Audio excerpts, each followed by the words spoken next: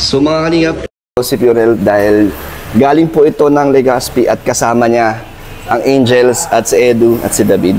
So makikimarites tayo. Purel, okay lang ba? Okay lang, no problem. Dami na kasi nakakamiss ng marites natin. Ayun, maganda. So ano ba ang may share mo sa amin? Dahil nakita ko yung mga vlogs mo, ang dami mo rin, parang marites ka na din eh. Ayo, may kunti na rin. Namarating na rin tayo. Anong nasa Legazpi kami, grabe, medyo talagang may masaya. Merong malungkot. Oh, bakit na? Sige. Siyempre, una, sa biyahe pa lang ha, sa biyahe pa lang. Mayroon na dun sa biyahe magkatabi. May magkatabi? Ay, oo. Yun yung masaya? Yun ang masaya. Yun ang masaya. Tapos isa pa, nagre-reklamo daw pag nakurbado ako. Sino nagre-reklamo? Yung masaya? Yung masaya. Kasi bakit daw, nagre-reklamo? magkatabi sila eh. Oo. Eh, di ko alam kung ano nangyayari sa likod. Basta, sabi niya masaya. Nagagalit siya na masaya kasi daw, di ko mapaliwanag, yun lang ano niya sa feeling akin. ko, di ba, pag paliko ka, Oo. parang napupunta yung pwesto mo, natatangay ka. Oo, parang Oo. dumidikit na gano'n. Bakit kakadikit? Oo, ay, magkatabi, sigurado yan. Depende na lang yan kung paano ang galaw nila sa loob kasi nasa likod sila eh. Okay. Tsaka pagdating namin doon, maraming nalungkot, ay may nalungkot doon kasi marami siyang memories nung sa Legazpi. Sa Legazpi? Oo. Parang kilala ko yung malungkot na yan. Grabe ang lungkot niya talaga. Kahit anong gawin namin patawa sa kanya, medyo lutang talaga sa mukha niya na ano eh. Parang ngumingiti siya pero hindi mo makikita yung hindi totoong mo ngiti. hindi happy. Eh itong tatlong Angels makukulit. Bawat galaw may naaalala. Dapat wag tayo doon kasi ano ganito. Grabe. Sabi ko pambihira kayo. Nalulungkot na kayong tao, gaganyanin niyo pa. Tapos yung isa naman palagi nakangiti. May time pa nga doon na ano eh. Sabi ko tinawag ko siya. Kuya, bakit ang mahal nito? Sabi sa akin, hindi bro, mas mahal ko siya. Uy, grabe, kilig ko dun, no? Sana all inspired. Kaya nga, eh. Parang gusto mong pangalanan yan. Mapangalanan natin? Si, ano ba yan? Si David? Ay, sinabi mo pa. Grabe. Alam mo, bakit masaya si David? Siyempre, may joy. Siyempre. May joy sa buhay.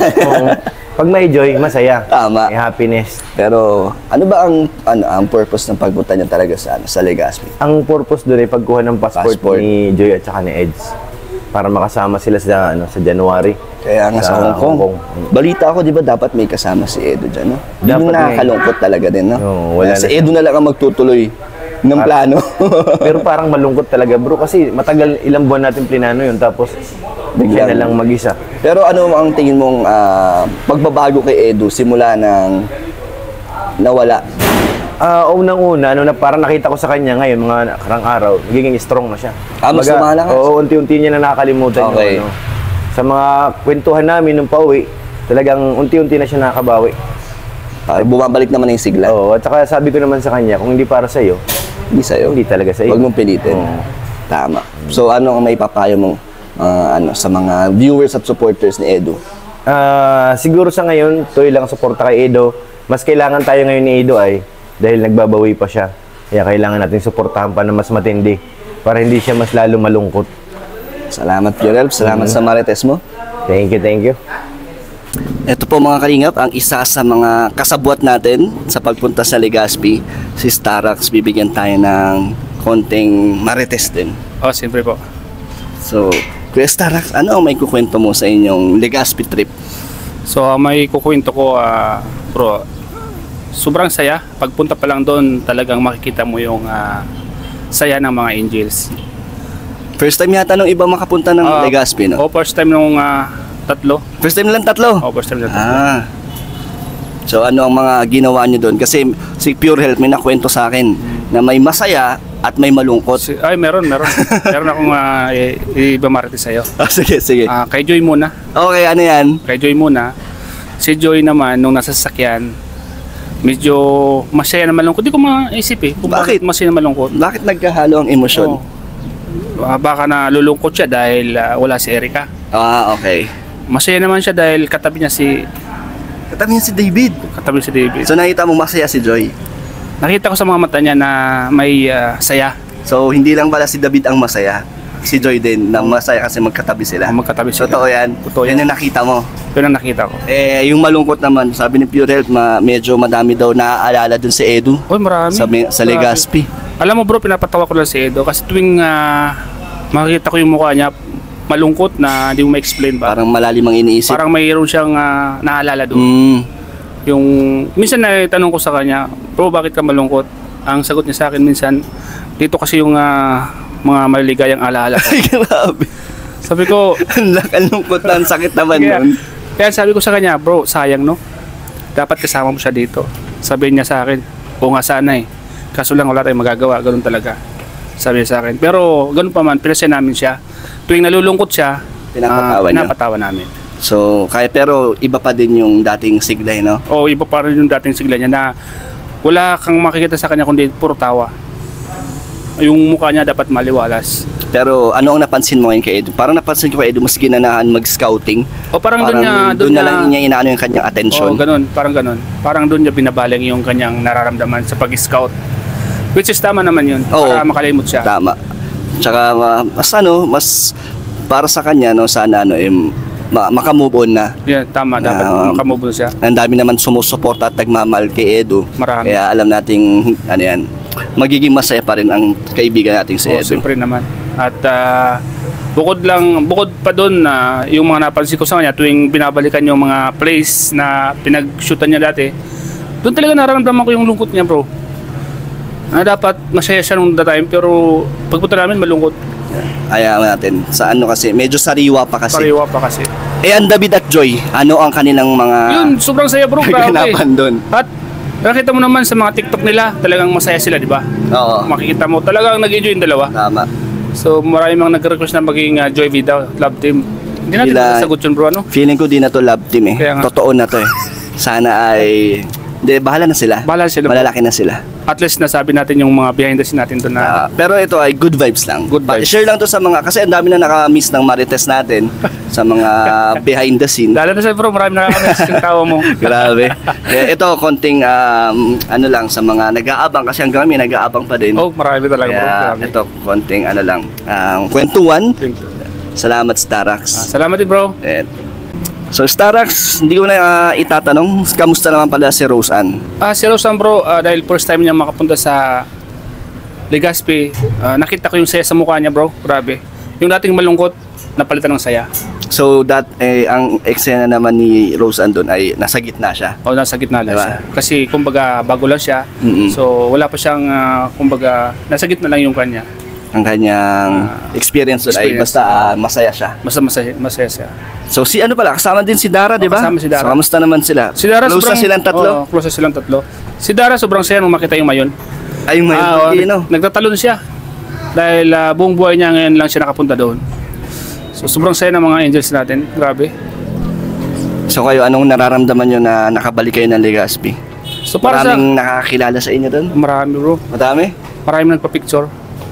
So dahil sikat ang Kalingap at si Kalingap Rab, nakasama na rin kami. Nakapicture din sa inyo? Marami may nakapagpa-picture din sa amin. Wow. Kaya napaka-proud, bro, maging isang team Kalingap. Salamat, Starax. Salamat din, bro. Yan. So, Kuya David, Yo. meron lang akong mga nabalitaan din sa mga kasamahan mo sa Legazpi. Oh, sa Legazpi. Yes, ito ay Sayang tungkol. bro, wala kayo, di ko kayo nakakasama. Hindi na tayo na kompleto. Mas masaya sana kung diyan kayo, ikaw, si Ian, sila Kuya Nel, sila sila Sino Kuya pa? Tats. Masaya doon, magti-TikTok tayo doon eh.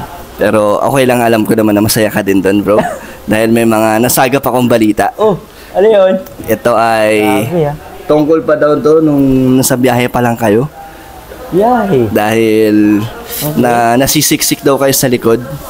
Eh kasi si Pure Health, pagkakabig sa kanan, grabing kumabig. Natatangay Isa likod pa kayo. naman yung diba? Buti nga, di nahilo si Si Joy.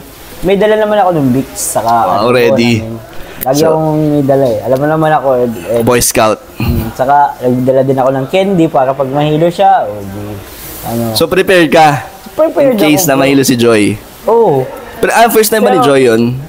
First time niyang pumunta sa Legazpi. Legazpi. Pero yung bahay niya naman, di ba? Parang halos parehas lang din. Ay, oo nga. Yung layo. Baliwala sa kanya. Jeep So- pa ang sinasakyan niya nga eh. Mas matagal yun, no? Pag Oo. jeep, tapos mas matagtag. Mas nakaganon pa siya tapos dito yung harap ng So hindi naman nahilo si Joy. Hindi naman. Hindi naman. Kasi Ginawa ko ang lahat para... maging komportable siya. Oo, siya. Kasi Siyempre. katabi mo siya, di ba? Ay, oo, katabi ko nga pala siya. Nasa likod kami, ako si nung papunta doon, si Edu, ako, tapos si Joy. Papunta doon. Buti hindi naman na-OP si Edu. Hindi. Hindi siya Masaya nga naging kami. third wheel. Hindi naman. So, Wala kamusta? namang third wheel kasi Walang wala ganun. namang, wala namang couple dun eh. Wala pang couple. Magkakaibigan kami dun lahat. Okay. So, kamusta ang Legaspi, bro? Ganun pa rin, nag-gaspi pa rin, pero natatawa nga ako, inaasar nila lagi si Eds eh. Kasi, Kasi may naaalala daw. yun nga eh. May memories daw kasi dun sa Edu. Grabe. So, ikaw, anong napansin mo kay Edu? Kay Edu? Feeling ko si Edu, parang, lumalaban siya.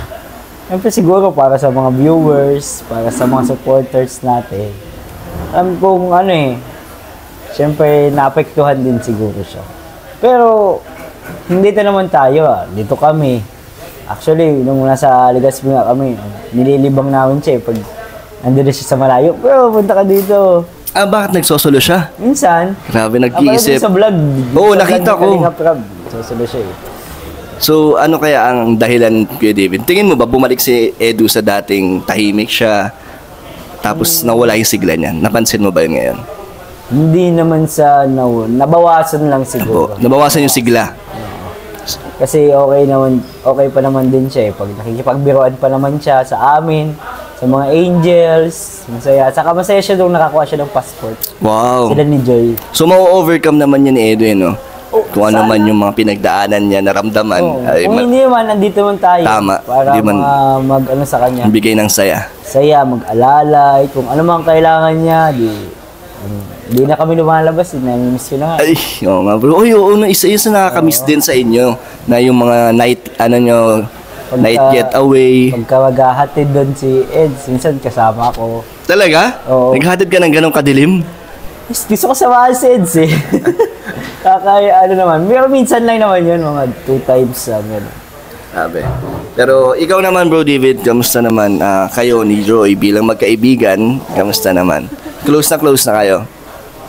Okay lang, parang kami group friends kami, parang gano'n. Parang tayo.